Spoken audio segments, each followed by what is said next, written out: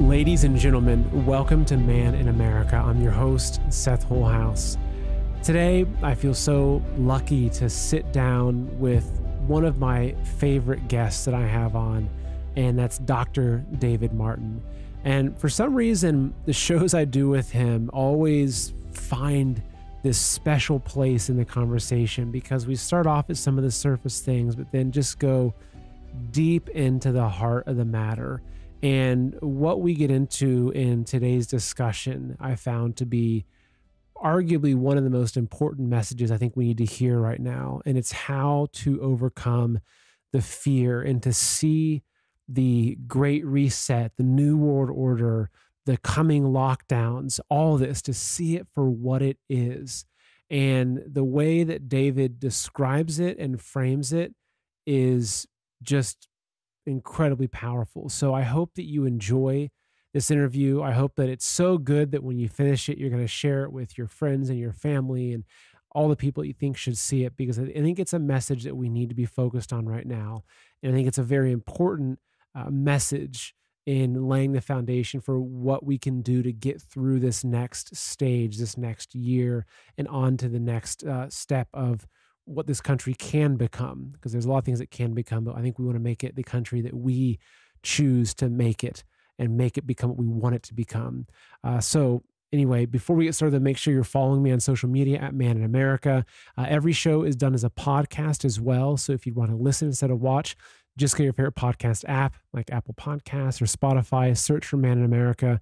You'll find me there. And finally, we're doing a weekly silver giveaway. So every week, we're giving away 5 ounces of pure silver. These are 1 ounce Buffalo rounds. And all you have to do is enter at silverseth.com. That's silverseth.com. If for some reason that URL doesn't work in your browser, you can also go to maninamerica.com/win. So it's maninamerica.com/win as a backup if for some reason SilverSeth doesn't work. But what you do, go on there, put your name, your email, you enter once, and you're re-entered every week to win 5 ounces of free silver, because we just love the Man in America audience and we're just giving away silver. So why not? All right, folks, please enjoy this interview with Dr. David Martin. David, it is such a pleasure and an honor to have you back on the show. Thank you so much for being here today. It is indeed a delight, Seth. I enjoy it, and it's wonderful to see you again and see that we're thriving in a time where genuine humanity is flourishing against the backdrop of the compost of the old system. So wonderful to be here. What a great way of putting it, the compost of the old system. Yeah. So, well, there's always so much that we can talk about, and I think there's so many different areas we could go into and just have hours of conversation. But I first came across you in the original Plandemic movie, and with Mickey Willis and Judy Mikovits, and you were someone that I think had not a crystal ball, but this immense insight into the COVID pandemic and the background, the history, the patents, the goals, the way it was going to be rolled out. And so much of that really proved to be very true. And so here we are, for a lot of people, they're like, oh my goodness, finally we're past the pandemic, until, of all people, Alex Jones, comes out. And again, the hashtag Alex Jones was right. I mean, it's spot on. He comes out. This was released I think last week, where he said, exclusive Biden admin preparing to bring back full COVID restrictions, rollout to begin mid-September. So that story came out. Then we started seeing all kinds of other stories coming out, basically backing up that. We have, Lionsgate now requiring masks and I think even testing. We've got certain colleges now are going back to masks. Natalie Winters, shared this recently on Twitter, where she found that the federal government has already begun buying COVID-19 equipment and hiring consultants to enforce pandemic-era safety protocols. And some of these contracts are scheduled to begin in September and go in October. And I went and looked into some of those, and it's exactly it. So everything points to them, especially heading into an election year, restarting this COVID engine, restarting the fear, the masks, the lockdowns. Yeah. What are your thoughts on this? What are you seeing? Well, remember that this was a behavior modification exercise in what we're going to call COVID 1.0.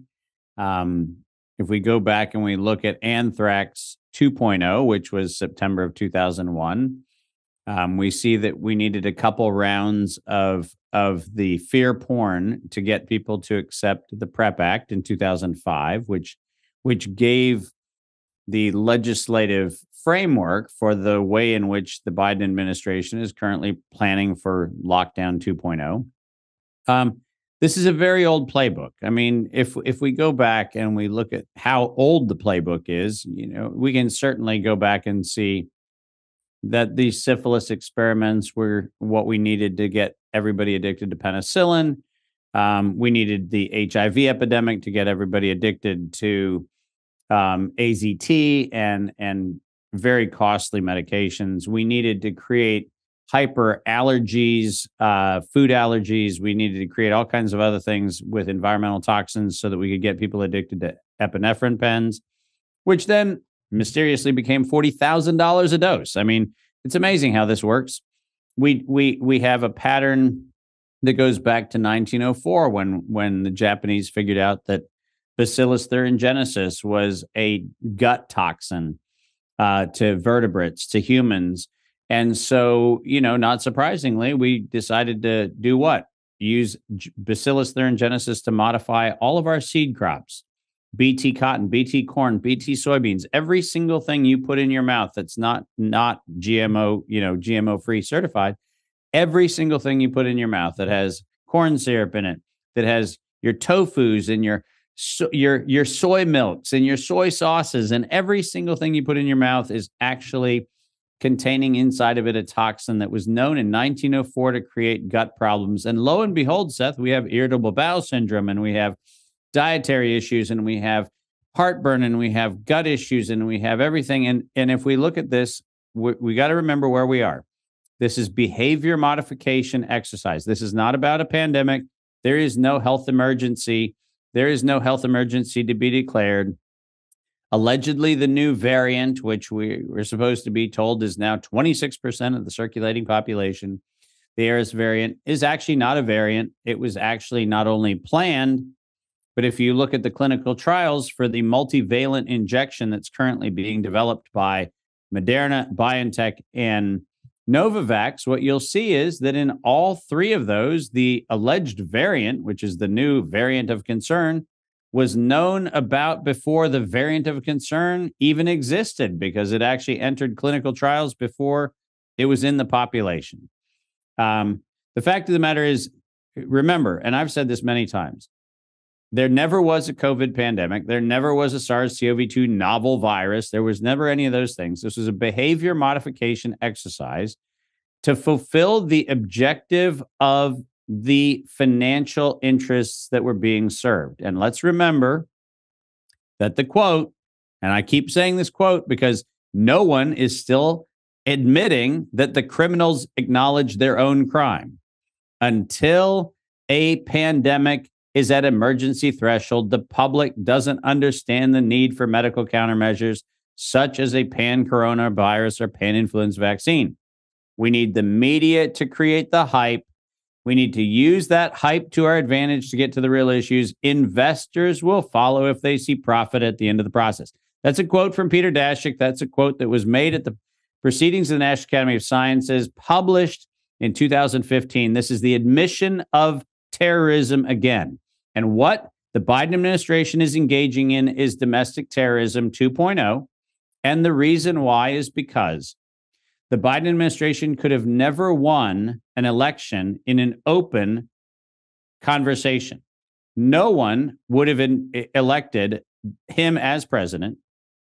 No one would have elected a Democratic ticket if people were not glued to their televisions under lockdowns. The administration of Trump that allowed for those things to happen was administered by who? Anthony Fauci and Alex Azar, treasonous individuals in chief, whose sole purpose was to get people out of public conversation, out of the debates, out of the just random interactions that people have to talk about matters of state. Get people addicted to the TV, get them in front of MSNBC, a criminal co-conspirator, NBC, a criminal co-conspirator, CNN, a criminal co-conspirator, get them in front of the propaganda machine, and lo and behold, you can actually overthrow a government, which is exactly what they want to do in round two. And it turns out that Democrats will win in a state-controlled faux election that has people masked, has people at polls standing 6 feet apart, and has the election process done on digital platforms, which will not and cannot be audited for any authentic performance. So guess what? It's the game plan. And remember, nobody's sick right now.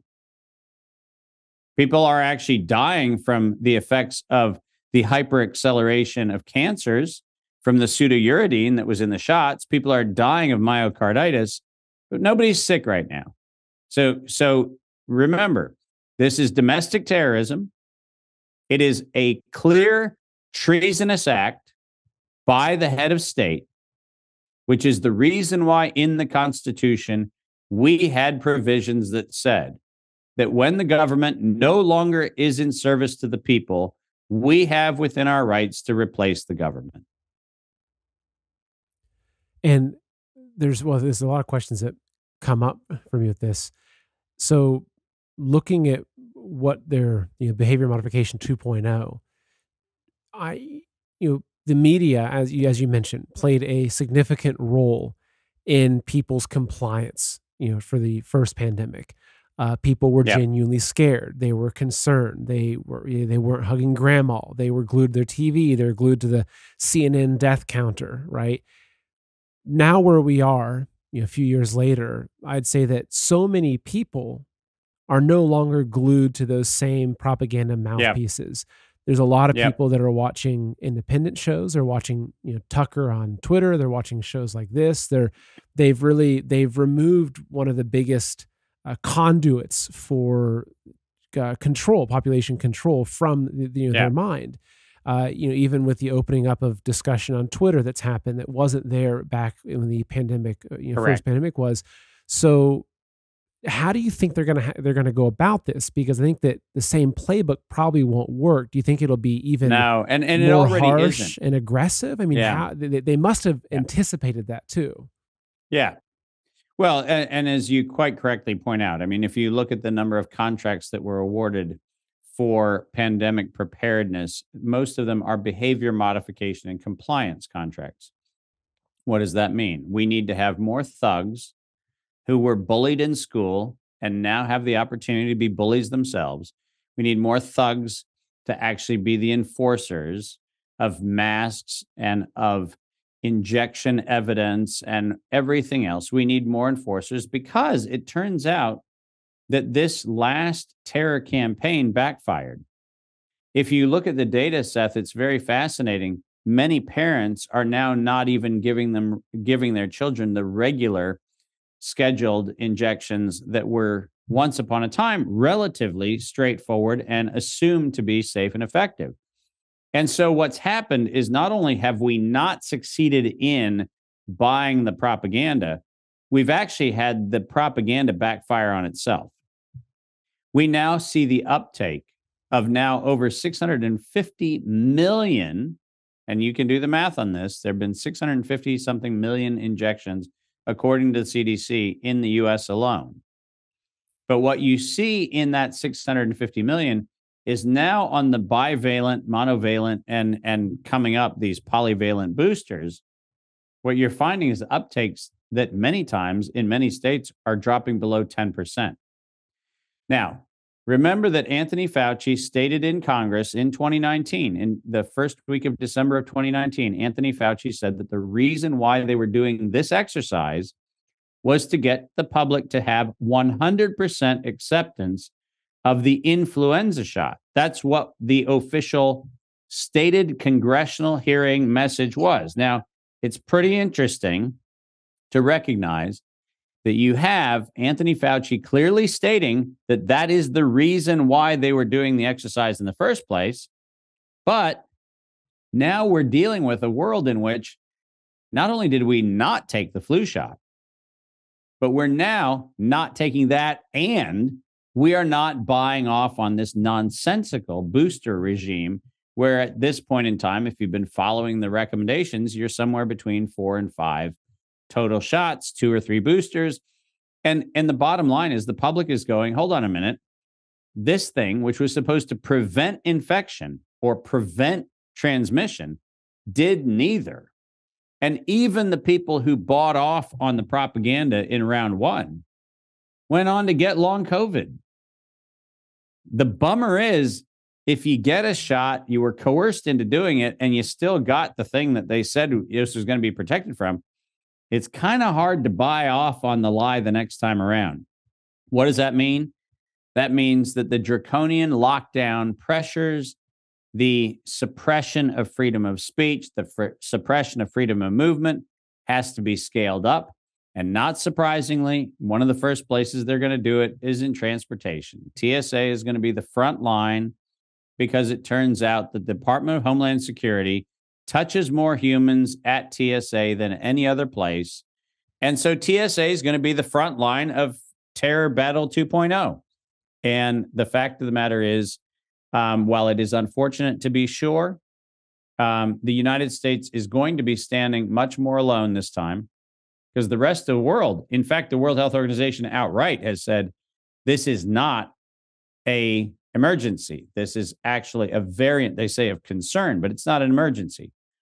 And so ironically, this is clear evidence that the United States used this in the first instance to disrupt the electoral process, and they are going to use it again. And the Biden administration can't win on its own. It can't win a fair fight. The Democrats can't win a fair fight. So what do? Change the playing field. Got a quick message for you. So folks, thank goodness inflation is going down. Thank you, Biden. But wait, if inflation is going down, then why are food prices going up, energy prices going up, and gas prices going up? Well, because they're lying to us. Imagine that. You see, right now, the real rate of inflation is closer to 25%, not the 5% the White House wants you to believe. You can see this with your own eyes and in your own wallet.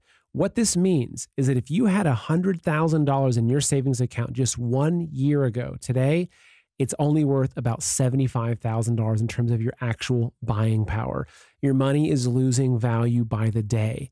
If you went back to 1920 and you had a $20 bill or a 1-ounce gold coin, you could walk into a men's clothing store and buy an entire suit, jacket, shoes, pants, belt, everything. But think about it. What would a $20 bill buy you today? Maybe some socks? But an ounce of gold will still buy you that same suit. And this is why I believe that now, more than ever, it's a good time to consider transferring at least a portion of your wealth into physical gold and silver, real world assets that have stood the test of time. And for this, I'm confident in recommending Dr. Kirk Elliott. So Kirk has 2 PhDs and is an incredible Christian patriot who's dedicated to helping you break free from the trap of inflation. You can buy gold and silver directly, even in small amounts, or you can transfer your IRA into physical gold and silver with 0 taxes or penalties. So Kirk is who I use. He's who my family and my friends use. And honestly, he's someone I trust completely. And when it comes to your wealth, you need someone that you can trust. So to learn more, open up a new tab right now and go to goldwithseth.com or call 720-605-3900 to speak to a real person right now. Kirk Elliott's team will answer all of your questions and take care of you every step of the way. So that's interesting that this is something that, as before, we witnessed, and I think this is the first time for a lot of people, they realized there was some sort of global control mechanism when you had the exact same messaging and requirements and marketing of this whole thing in, United States, Australia, a tiny country in Europe. I mean, it was obvious this whole thing was coordinated. So, so basically, if I'm understanding what you're saying, that let's just say that, the overall plan of Agenda 2030, which is moving towards that, really coming from the Europeans and the bankers and those, kind of globalist organizations, that the United States almost has to accelerate aspects of that plan within our own country, because the people here have to keep themselves in power through 2024. Correct. So they're going to be honestly, kind of on their own, which is interesting. That's my first time hearing that. Yeah. Remember that the World Economic Forum and the World Health Organization have no chance of passing their treaty if the Democrats aren't in power. Ah, okay. So why do you think the WHO wouldn't support? We actually have to have a Democratic victory. Have to, not close. The Democrats have to win for the United States to cede its sovereignty. I see.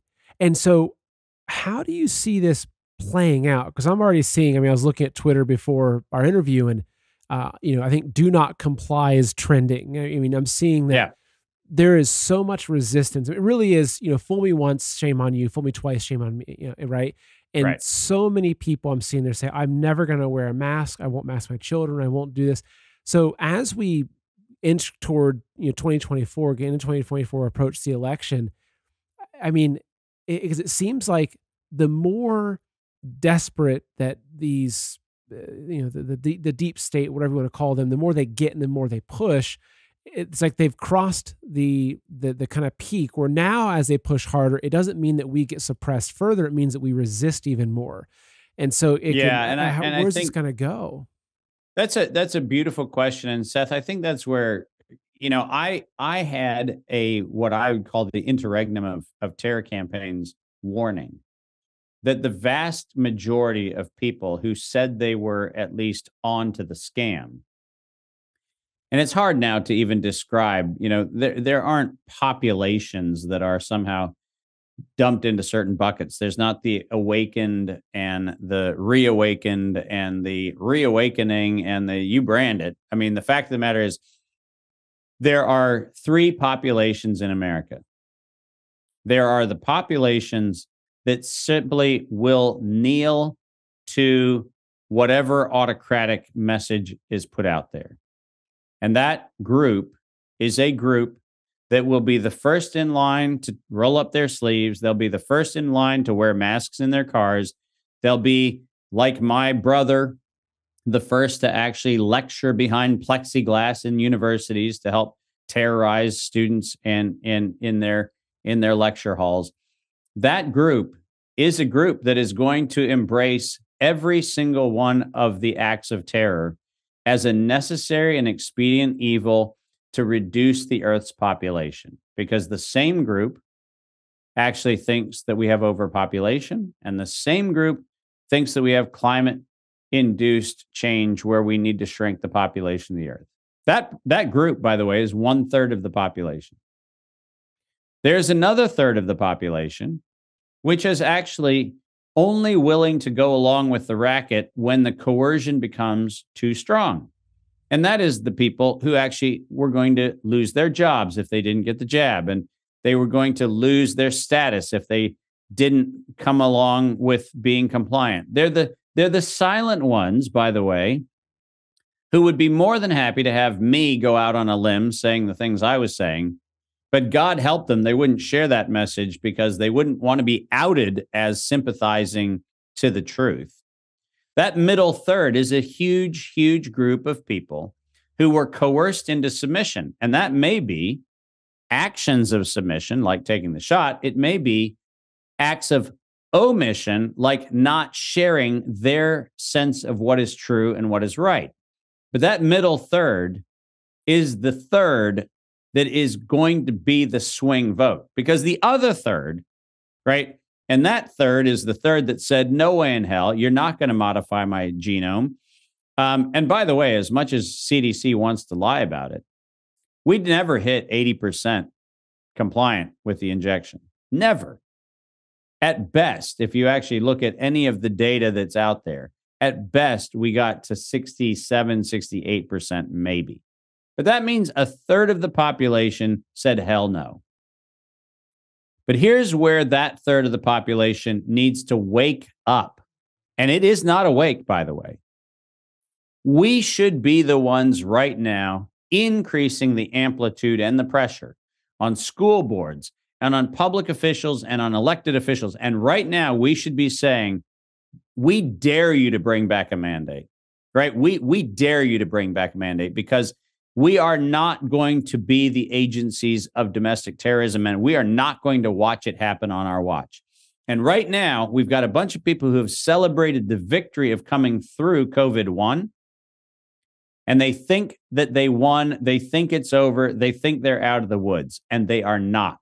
This is an ongoing assault on humanity. And by the way, the baton handoff, and I'm one of the few people who am willing to say this, but the baton handoff that went from COVID to transgender, which is now going to hand the baton back to COVID, is an assault on human dignity. It's an assault on everything that we as people hold dear. Because the fact of the matter is, I was never a hater of any group. I still am not a hater of any group. But I was also not anti-science. I was not anti-anything.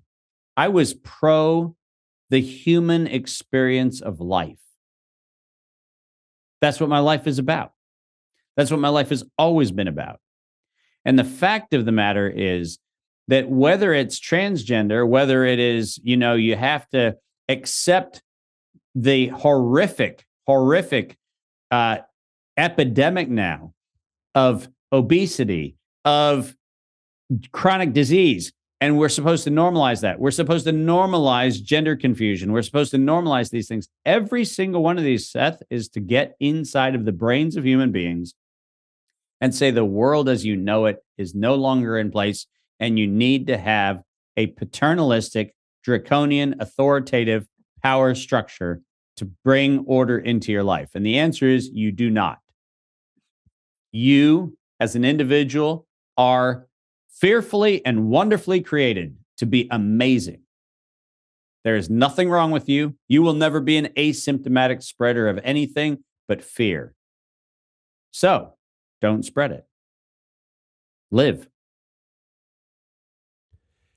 And so, as this progresses, and I have a similar kind of idea about things as well. I'm on the same page as you in thinking that, and I like how you laid it out with, the 1/3, 1/3, 1/3. And I look at it as, it's like, well, what is my job in this battle? Yeah. It's my job is to try to get that middle 1/3. Like I'm the one that's right. Like I'm targeting the swing voters. I don't want to just preach to the choir. The people that know these things are bad, they're not going to comply.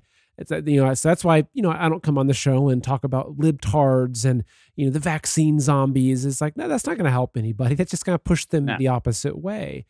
And so as we enter into 2024 and we see this sway happening, which, I was watching Josh Phillip over at Epoch Times recently talking about in one of his reports that the donations to the Democratic Party coming from the individual donors have plummeted, right? Which that's a good indicator that middle third especially is really, backing away.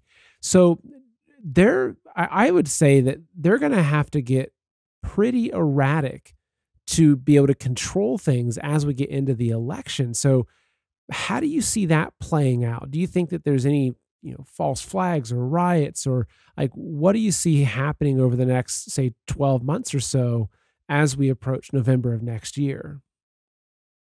Well, I think you're already starting to see some of it. You're seeing, and I had a beautiful conversation yesterday with another very, very thoughtful individual who took a while for the analogy to work. But I said, that the Dust Bowl and the Great Depression happened together because industrial agriculture wanted to close down the family farm.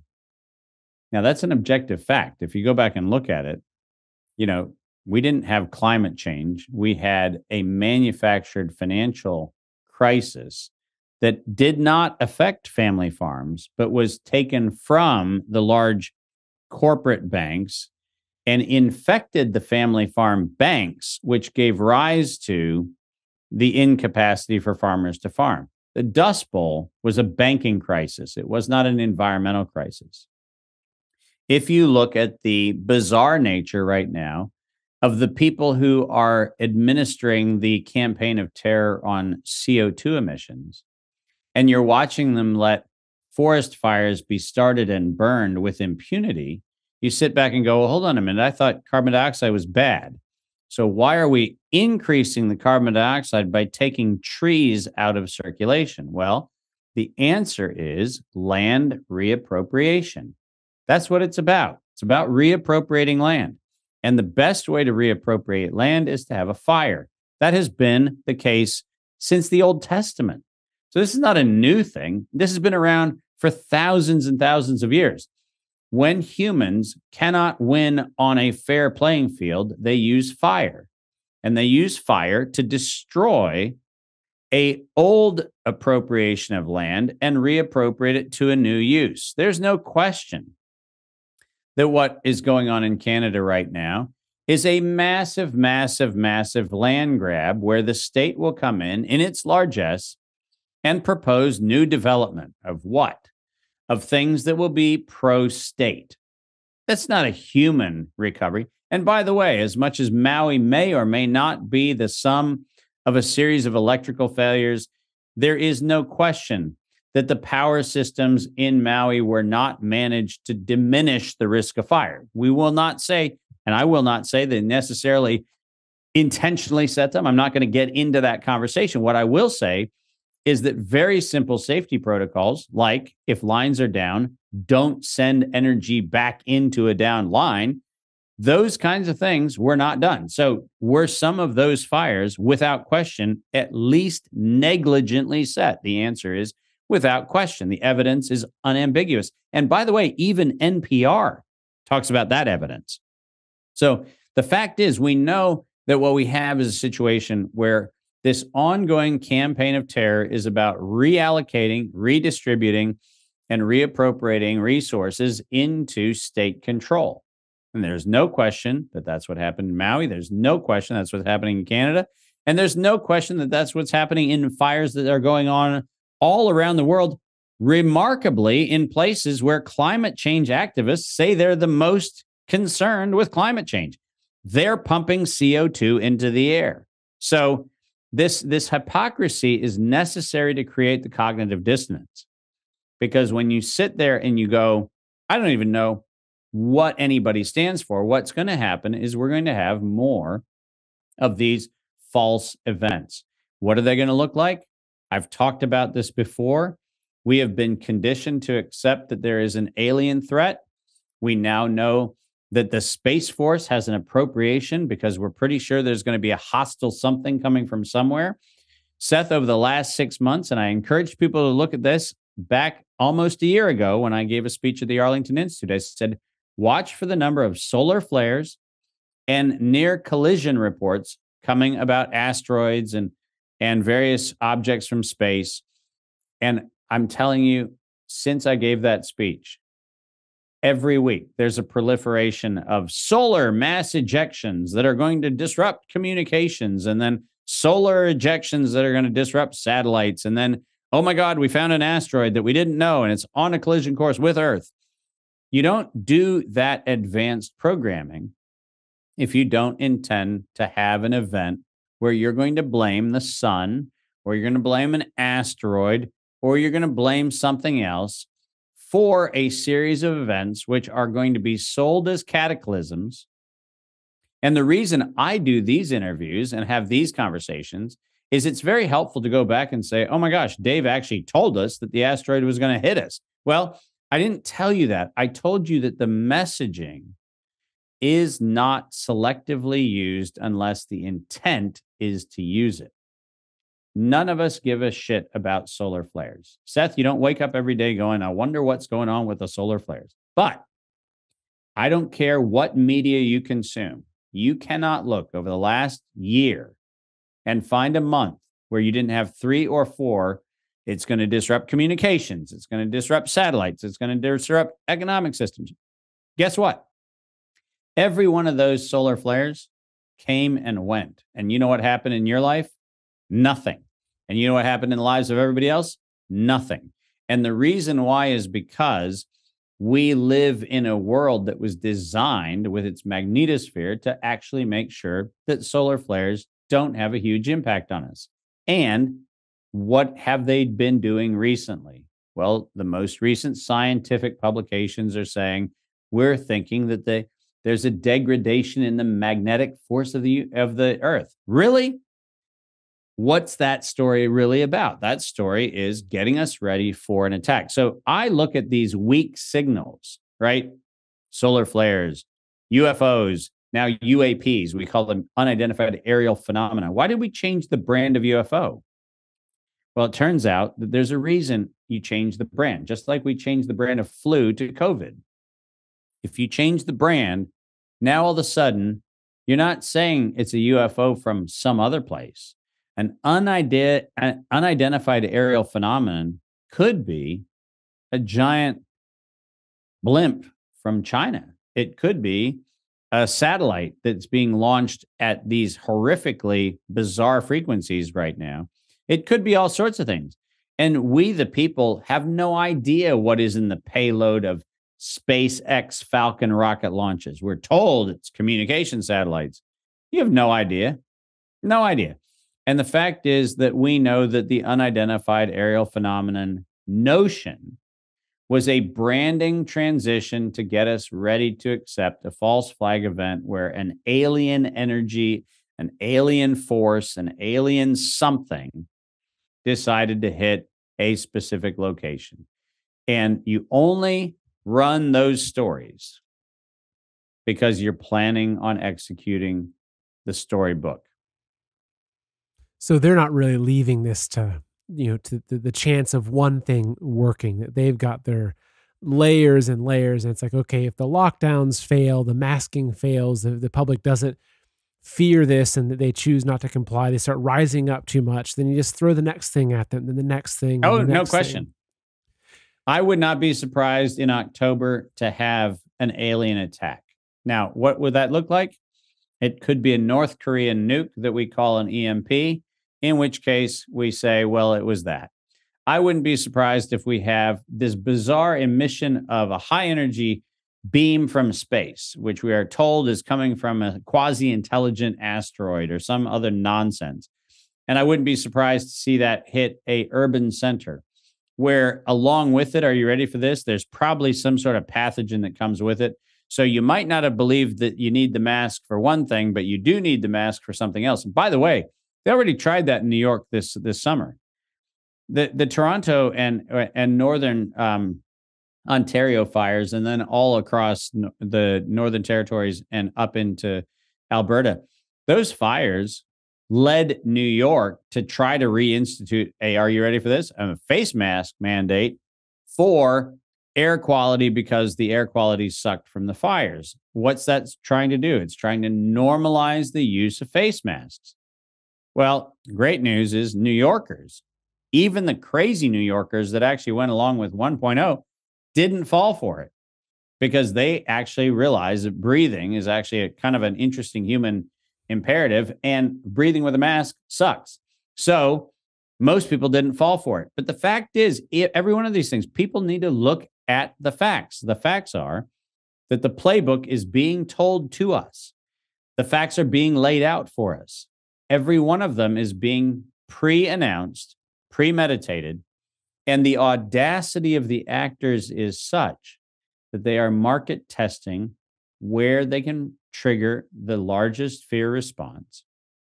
And I think that the UFO thing wasn't working. It was supposed to work because remember, COVID brought us UFOs too. You got to remember that. COVID brought us UFOs. So the reason why I'm putting these things together is because they put them together. Right? The reason why I'm saying these things are related is because the criminal conspiracy put them out at the same time. That's why they're related. So we would expect that if one thing doesn't work, something else does. Please remember September of 2001. At the beginning of September, we had aerial phenomenon hitting things. And in the end of September, we had anthrax. Both of them brought to us by the United States government. Guess what? We are going to have a pathogen and an aerial phenomenon in round 2. You know why? Because that's their playbook. We will have it. They've already told us we're going to have it. So we shouldn't be surprised when it happens. All right, folks, I've got a quick message for you. I have one simple question. If today you could no longer go purchase more food for your family, with the food stores that you have in your home, how long would you be able to feed your family? Would it be a week, 3 weeks, a month, 2 months, a year? This is a really important question, folks, that we have to be very realistic about, because the elites are proactively trying to put us into a state of food crisis and a state of famine. I'm sure you've seen all of the different food processing plants and farms that are blowing up. You've got cattle dying by the tens of thousands. They're proactively trying to collapse our food system because they know if they can control our food, they can control us. And so one of the best ways to be outside of their control is to be able to have our own stores of food and to be able to produce our own food. So there's really two things I would recommend. One is having heirloom seeds that you can grow your own food with, making sure that they're non-GMO heirloom seeds. That way you can harvest your seeds this year, use them next year. You can use these seeds for generations. Literally, that's how it will work. The other thing, though, is this high-quality storable food. This is food that's sitting somewhere. It's hidden in your basement, buried in your backyard, whatever it is. So that way, if there is a crisis, if there is an emergency, you might have 3 months set aside to get through that time period. And so for this, I would highly recommend a company called Heaven's Harvest. This is an amazing Christian-owned patriot company, and what they're doing is they're making high quality storable food. Again, a lot of the food companies, they say these food buckets, they're all about maximizing calories per dollar. They're filling the buckets with a bunch of filler and junk like sweet beverages, etc. But Heaven's Harvest, they focus on very high quality food that will last up to 25 years on the shelf. They also sell heirloom seeds. So you can buy all of your seeds, you can buy all of your storable food. And look, folks, personally, I would recommend having at least 3 months per person in your household, if not 6 months or even a year. Again, depends on your budget, but I would definitely make sure you have some seeds, because those seeds could be worth their weight in gold, if not more, in the future. So to go ahead and do this right now, go open up a new tab and go to heavensharvest.com. And if you use the promo code Seth, that's SETH, promo code Seth, you'll save 15% off of your entire order. So again, folks, the time is running out and you'd rather be 3 months or 1 year early than 1 day late. Again, heavensharvest.com and use promo code Seth to save 15% today. Considering looking at the battle that we have this small group of what people will call the elites, the cabal, the deep state, whatever it is, a small group of power hungry, probably satanic psychopaths, right? That want to take control of the entire world, billions of people, to be enslaved under this one world order. And one of the great tools that they've used is brainwashing and psychological operations, because they need us to go along with it to a certain degree. They can't, they don't have the technology or the power to control all of us, through boot and gun. They need us to buy into their system. But it seems like that's backfiring for a handful of reasons. You could say it was Trump in 2016. You could say it was the rise of independent media, the internet that backfired, whatever reason. So looking at where we're at right now, when you look at, let's call them the deep state for conversation's sake, representative of that group, do you feel like that they're acting from a position of strength or acting from a position of desperation and weakness at this point? No question that they are a caged, rabid animal that's on its last gasp.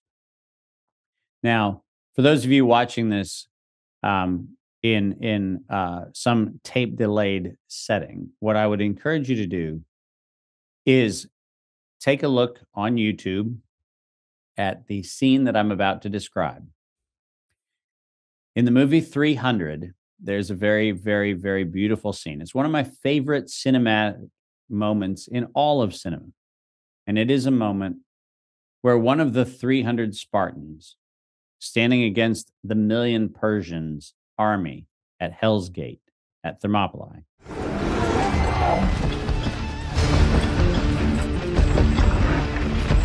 Our eyes bear witness to the grotesque spectacle coughed forth from the darkest corner of Xerxes' empire.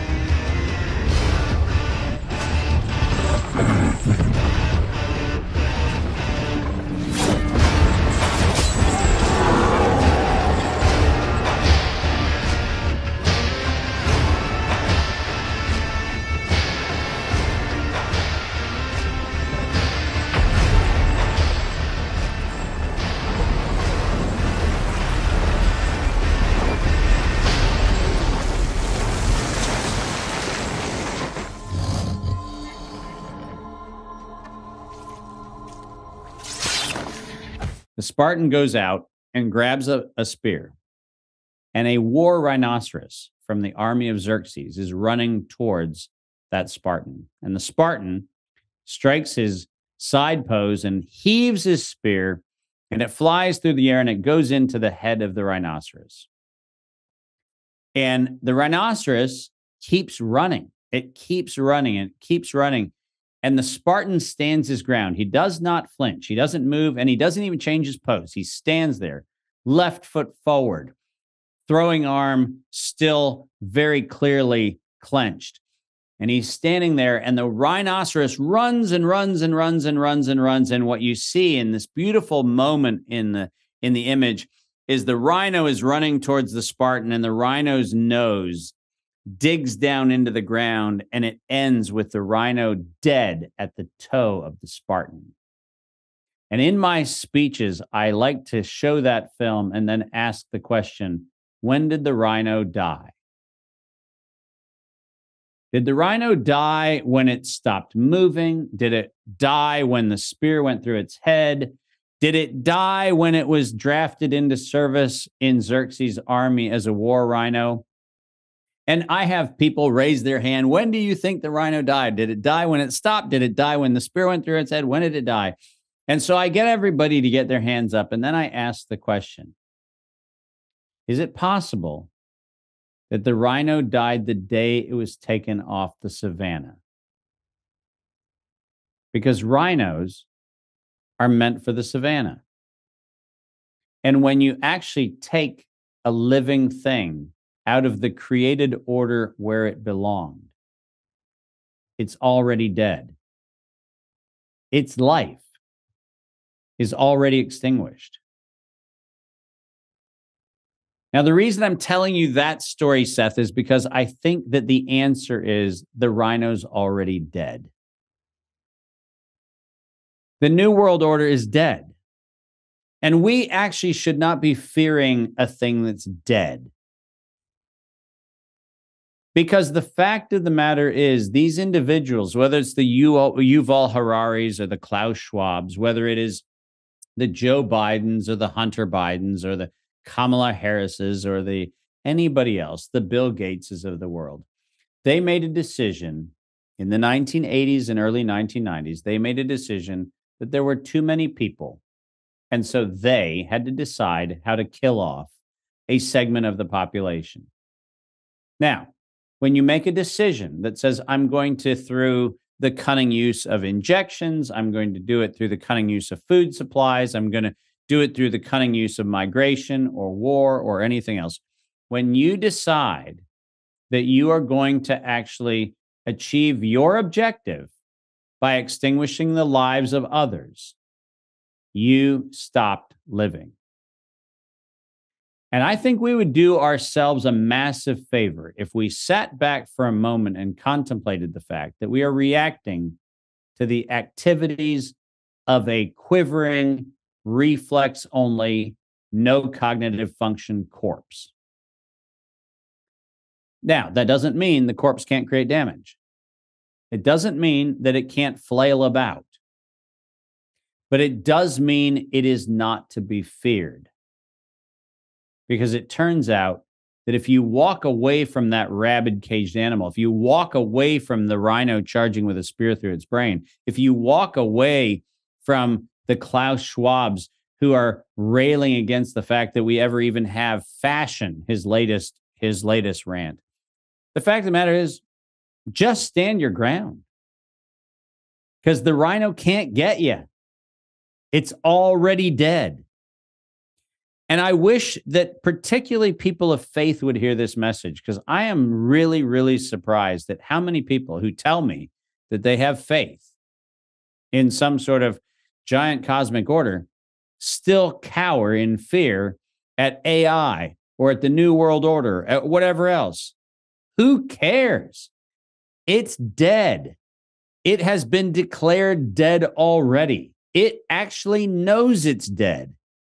And it's doing its last gasp to try to save itself. And guess what? It's dead. And we would do ourselves a great favor by going, look at it flail.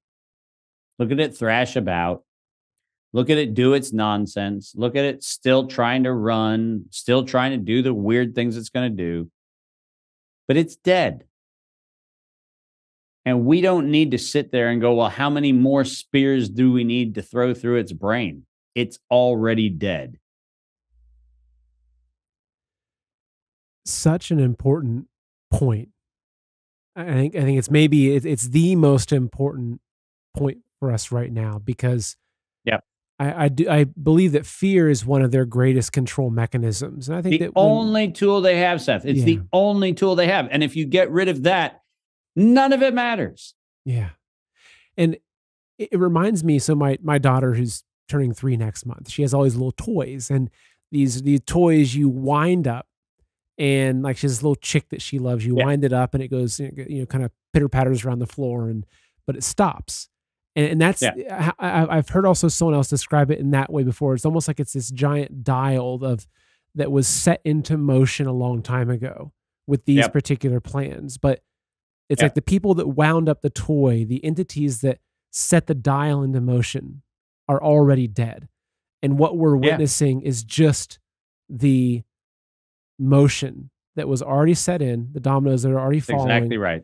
That have lost the entity and the power and everything behind them. It just, and you can almost see it when you look at what's happening with different things. You see, like, no one's fearing that. Like why are they still pushing this thing? It's almost as if they'll come out with a press conference after something happens, and it's like the event happened, it did not have the desired effect, yet they still act like it had the exact effect that they wanted it to. Right? Because their playbook is already written.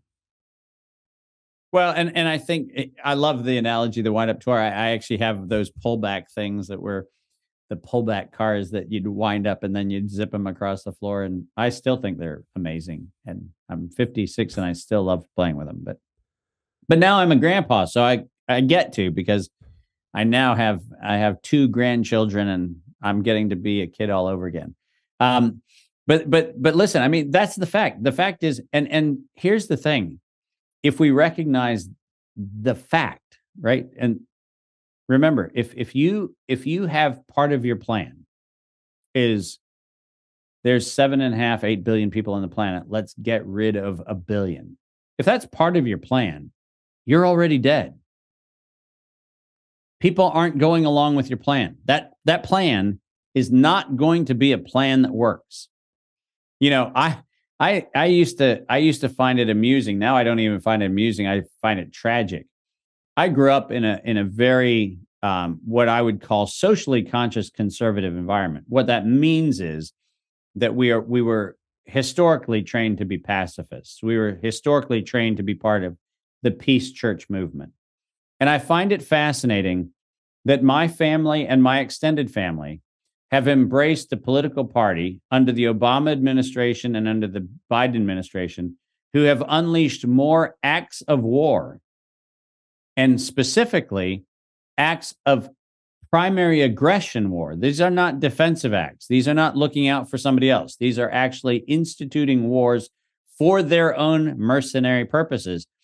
And I love the fact that no matter who it is in my family, not one of them can live through the hypocrisy of saying that they valued, allegedly, the church's stance on nonviolence and peace, but somehow or another can vote for people who, for example, under the Obama administration, led to more U.S.-based assassinations than in the sum of all other U.S. history. The drone strike program under Obama became the deadliest destabilizing force that we've had. And we still have people who go, he got the Nobel Peace Prize. What? This guy was a mass murdering psychopath. But because of the color of his skin, he's allegedly a benighted saint. Here's the problem. The problem is anytime you see that level of cognitive dissonance, you know that the programming is meant exactly to your point, to hypnotize and to control a population where they suspend their own critical thought and they suspend their own view of reality, including people who, listen, if I described the events that led up to Ukraine, which By the way, I did a show on a year before Ukraine, forecasting exactly the events that were going to happen in Ukraine. So talk about tea leaf reading. Nailed that one. But I did that event. If I actually sat down in the churches I grew up in and said, who do you think would be responsible for the description of what I just told you? They would immediately say, oh, that's the war hawk Republicans. No, it's your tree-hugging left Democrat. That's who brought you that campaign of terror. And that kind of thing. Remember what's happening. The Bible refers to this as having your conscience seared. Now, most people don't understand what that specifically means. Searing a thing is something that's done with a hot iron. And what it is actually something that doesn't impede the flow. It actually blocks the flow. So a seared conscience isn't a conscience that still kind of works. A seared conscience is a conscience that doesn't flow at all anymore. And we are living in a world where we live among a society with seared consciences. I like to remind people of their own language sometimes, because I think many people of faith forget that we actually were told that these kinds of things happen. The whole reason why the Old Testament is filled with the minor prophets is because this happened over and over and over and over and over again. We've had Anthony Fauci 4.0, 5.0, 6.0, and all you have to do is read the book of Judges and you realize this has been around for a long time. But the problem is we're still not learning. We're still giving into fear. And we're still giving into the notion that we are somehow this tiny little population of helpless people who all we are is just the last ragtag band of people standing for freedom. No, we're not. You know what God's message was every single time in the Old Testament when somebody goes, I think I'm the only one. And God would go like, no, there's a lot more. But I feel like I'm the only one. No, there's a lot more. What's the point? The point is we need to stand together. Freedom of assembly is the basis of democracy. Freedom of speech, basis of democracy. What we need to be doing is just continuing to gather, continuing to have conversations, continuing to remind ourselves that the old paradigm is dead. And when it lashes out and Whole Foods says you have to have a mask to go into Whole Foods, don't go into Whole Foods. Don't. When somebody says, well, you have to have this to get into that, great. Don't. Just don't. Stand like the Spartan and watch the rhino die at your feet. That's the only thing we have to do this time. And I'll actually post show. I'll put that clip in there. Actually, I found it as we were talking. I was going to play it. It's one of my favorite movies. Also, it's for so many reasons. But so looking at, and this might be a difficult question to answer exactly, but I love asking you the difficult questions.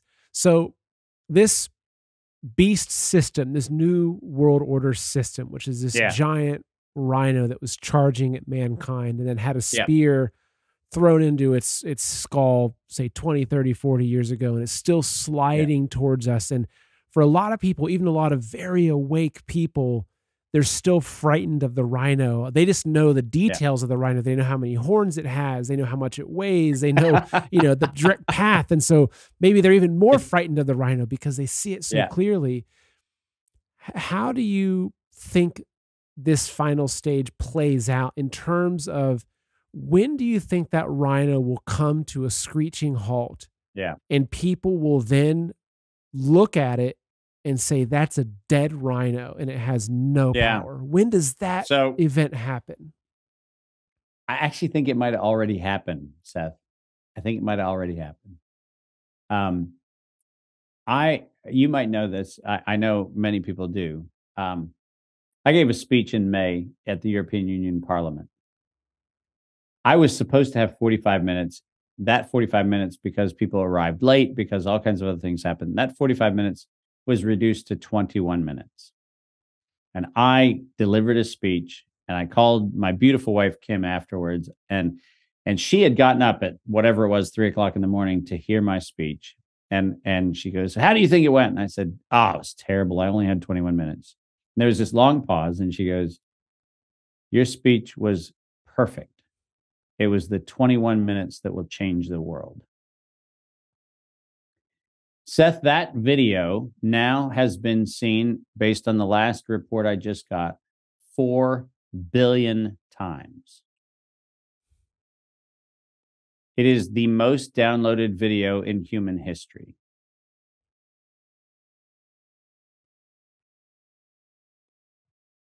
And guess what? One fact check organization, only one, has even come out trying to dispel the facts of what I said. Mainstream media hasn't. And by the way, the fact check organization that Facebook uses to fact check that speech actually didn't fact check the speech. They were absolutely silent on the material points of the speech, which had to do with the fact that Ralph Barrick in 2005 said that coronavirus was going to be a biowarfare enabling technology. Guess what they didn't dispute? That, which is the sum and substance of the point of what I was saying. What they do is they try to recast the stories of the scientific papers from the 1950s and create this smokescreen that allegedly says that what I said and how I characterized the paper is incorrect. And the fact of the matter is, I'm just reading from the paper. All of that said, if one guy, and I love the fact that I have the name David because it just makes the metaphor even easier. If one guy sitting at the European Parliament can throw a rock, that the only defense that anybody can make against that rock, the only defense, is a pathetic fact checker that has to be promoted on Facebook on the back of my post. Because the only way they can get their message out is to ride on my coattails. Why do I think the rhino is dead? Because it's dead. There has been no credible response to that speech. And let me tell you what's coming up. On September the 13th, you know where I am again? In front of the European Union Parliament. Listen, people, I know it's hard to wrap your head around this because you still see the power of the reflex of the behemoth beast. I get it. But there's also a reason why there's a Seth Holhouse, and there's a reason why there's a David Martin in the world right now. And the reason is that sometimes you need to look at the facts and you need to ask yourself a simple question. What is the arsenal I have standing behind me? What is the massive media engine I have to promote my video? Oh, that's right. None. Except the one thing that they can never possess, and that is the truth. The truth needs no defense. The truth needs no promotion. The truth, like a raging fire, will spread around the globe, and 4 billion people will watch a bald guy from Virginia indict the criminals in front of the European Parliament, and that will be broadcast by the European Union Parliament on their TV. Why do I think the beast is dead? Because I happen to know it is. I've taken the pulse of it, and it's dead. So, yes, are we still going to be confronted with challenges? Absolutely, we will. But remember that if you know that the thing that's coming at you with terror is a thing you don't have to fear, then its power goes away the minute you stop fearing it. So don't fear it. Because there is absolutely nothing to fear other than the inadequacy and the selfishness and the greed that you have within yourself. because the only thing that they can ever take from you is the illusions and perceptions that you've decided stand in the way of your essence. You don't need to go on a cruise. You don't need a job you already hate. You don't need to get on an airplane that is flying to a place you don't need to go. You don't need to do any of the things that they're going to use to coerce you. None of them. You don't need any of those. You can stand like the Spartan and watch the rhino's nose go into your sandal and never, ever, ever flinch. What a powerful way to finish this. And you know, it's interesting because we don't do interviews that often, but I have to say that I'm always just so excited to step into this realm with you and just see where it goes, because it never stays in the ordinary. It never stays in the, well, here's my latest report. It always just goes straight to the soul of things. And that's where I prefer to live. And if I could have only these kinds of interviews on this show, it's all I'd want to do. You know, well, Seth, one day, the threat that we've made, which is we're going to actually sit across the table from each other.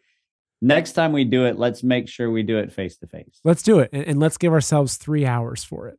And, yeah. And so, and one thing I will say is that, you know, I'm watching and I'm paying attention to a lot of different narratives and how to make sense of this. And fundamentally, I do think I'm somebody that has the faith to enable me to look at this and not cower in fear. Right? You know, my face is out in the public, and that's probably an indication of that.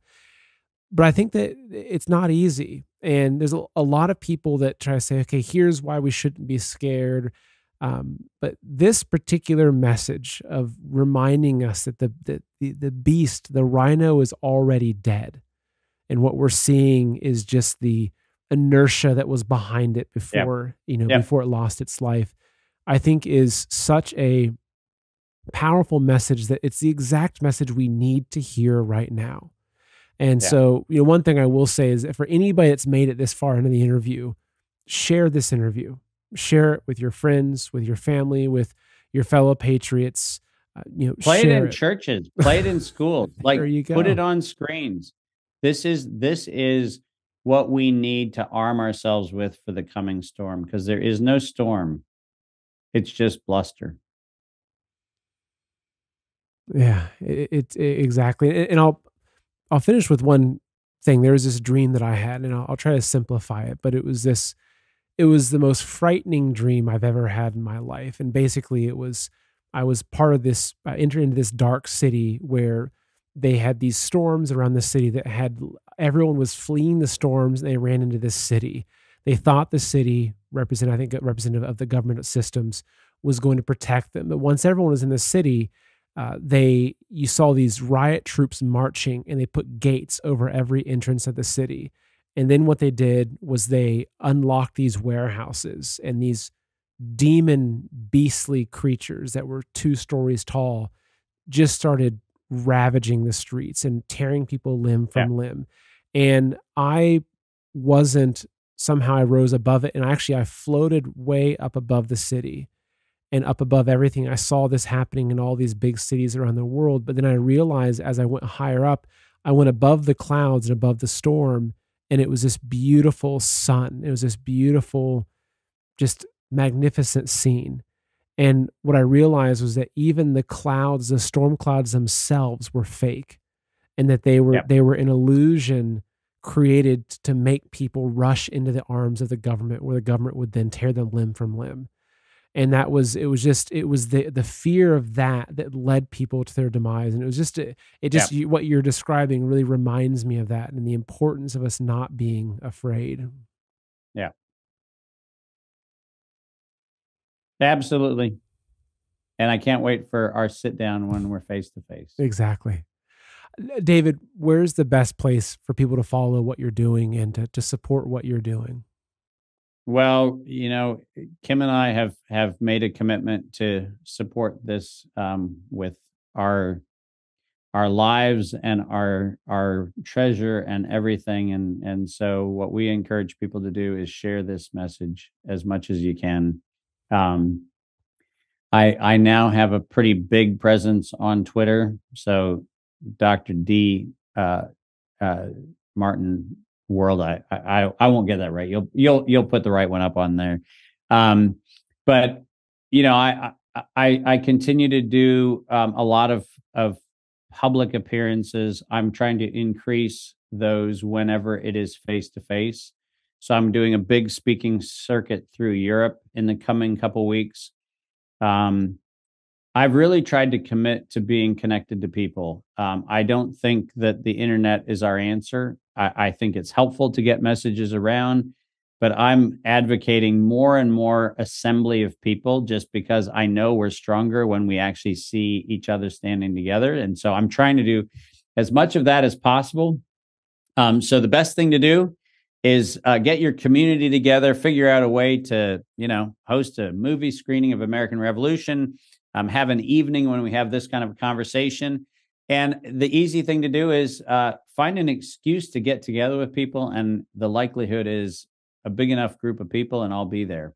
Because it really is, we need to be together now. We need to actually turn off the entirety of this digital addiction that people have gotten into.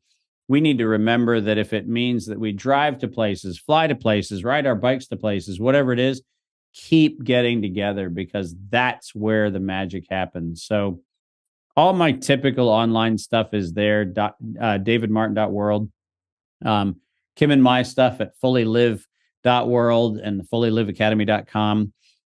You can find us a bunch of places, but the best place to find us is in your living room or in your church or in your community center or in your school or in your venue, wherever it is. That's the best place to find us because we belong connected to people. That's where we belong.